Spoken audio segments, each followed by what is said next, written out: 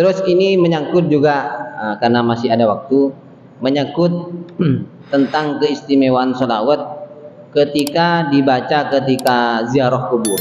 Ada sholawat khusus dalam kitab Bughyatul Mustarsyidin, itu dijelaskan bahwa ketika orang sedang ziarah kubur dan ia membaca sholawat Allahumma bihaqqi sayyidina Muhammadin wa ali sayyidina Muhammadin sallallahu alaihi wasallam la tu'adzib hadzal mayyit, itu dibaca 3 kali. Allahumma bihaqqi sayyidina Muhammadin wa ali sayyidina Muhammadin sallallahu alaihi wasallam la tu'adzib hadzal mayyit. Kalau diartikan Allahumma sholli ala sayyidina Muhammadin, ya Allah tambahkanlah rahmat kepada junjungan kita Nabi Muhammad, wa ala ali sayyidina Muhammadin, dan keluarga Nabi Muhammad, la tu'adzib hadzal mayyit, jangan engkau siksa mayit ini. Itu artinya. Dan itu ketika ziarah kubur dibaca 3 kali. Menurut keterangan dalam kitab Bughyatul Mustarsyidin itu, andai kata mayit dalam kubur itu sedang disiksa, maka orang itu akan dibebaskan, akan diangkat sisa kuburnya sampai hari kiamat.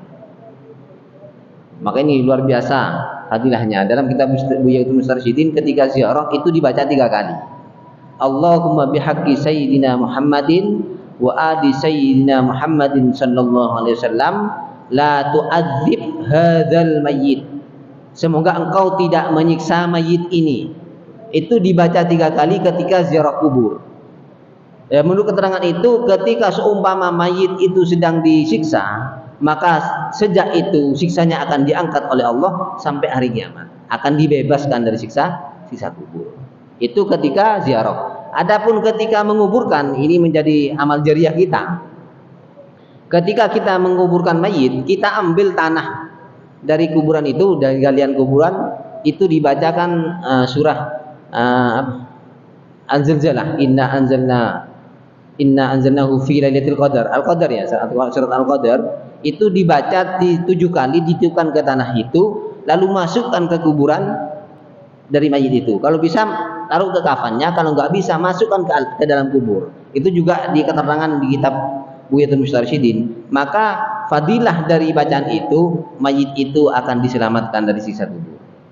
Itu menjadi apa? Menjadi sedekah jariah kita kepada mayit yang sedang dikubur. Artinya ketika ada penguburan mayit, kita ambil tanah penguburan itu, kita bacakan itu Al-Qadar, Inna anzalnahu fi lailatul qadar, sampai 7 kali, tiupkan ke tanah itu. Kalau bisa taruh ke kafan mayit, ke kafannya sampai nyentuh mayit. Kalau tidak, masukkan ke dalam kubur.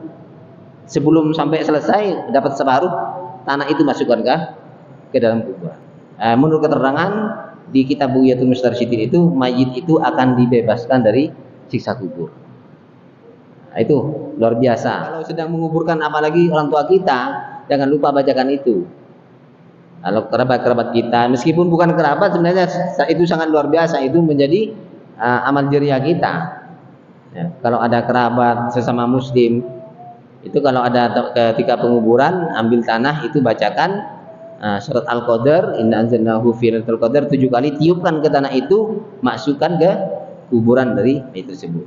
Menurut keterangan, insya Allah mayit itu akan, meskipun banyak berbuat dosa, maka ia akan diselamatkan dari sisa kubur. Karena barokah dari bacaan itu. Urusan dosanya nanti di akhirat tetap ada proses, tapi di alam kuburnya itu, di alam kuburnya barokah dari itu akan dibebaskan dari siksa kubur. Kalau sudah orang tua kita sudah meninggal, maka ketika ziarah itu baca sholawat tadi, Allahumma bihaqqi sayyidina Muhammadin wa ali sayyidina Muhammadin sallallahu alaihi wasallam la tu'adzib hadzal mayyit. Itu 3 kali ketika ziarah, bacakan doa itu. Maka menurut keterangan itu, insya Allah ketika seumpama orang tua kita, kerabat kita sedang mendapatkan siksa kubur, seketika itu juga maka akan diangkat siksa kuburnya oleh Allah SWT. Semoga kita menjadi anak-anak yang soleh, bisa berbakti kepada orang tua, karena doa kita ditunggu oleh orang tua kita yang sudah meninggal. Itu bentuk bakti kita sebagai anak kepada orang tua kita. Ini pertanyaan. Di satu majelis taklim ada orang berdoa, ibu-ibu itu mengaminkan. Terus ada yang mengatakan doa itu kalau tidak tahu artinya ya tidak dapat pahala. Memang benar, zikir selain Quran Zikir selain Quran, kalau tidak tahu artinya, maka tidak ada dapat pahala. Makanya doa itu setidaknya harus tahu makna secara global, meskipun tidak harus tahu per kalimat, tapi maksudnya itu loh. Maksud dari doa itu apa? Kita berdoa kepada Allah, itu kan kita meminta sesuatu. Terus kalau kita nggak tahu artinya, terus kita itu minta apa? Contoh, itu kan lucu. Sumpama kita minta kepada seseorang, kamu minta apa, Jung? Ya nggak tahu apa yang diminta. Kan lucu. Berdoa itu kita minta kepada Allah. Dan kita harus tahu apa yang kita minta. Tujuan secara makna global dari doa itu harus kita tahu bahwa kita minta ini kepada Allah. Kalau kita berdoa kepada Allah tidak tahu artinya, ya terus kan lucu. Masa minta tidak tahu apa yang diminta? Kan lucu namanya. Makanya zikir selain Quran itu kalau tidak tahu arti, meskipun arti secara global, tidak per kalimat, itu tidak dapat pahala. Kecuali Al-Quran. Kalau Al-Quran meskipun tidak paham artinya tetap dapat pahala. Kalau doa selain, pokoknya zikir selain Quran, kalau tidak tahu maksud itu secara global, itu tidak dapat pahala. Makanya kalau doa, kalau sekiranya tidak tahu artinya, jangan terlalu panjang. Doa pakai bahasa Madura saja. Percuma kita doa panjang, nggak paham. Terus kalau ditanya kamu minta apa, nggak tahu apa yang saya minta, kan lucu.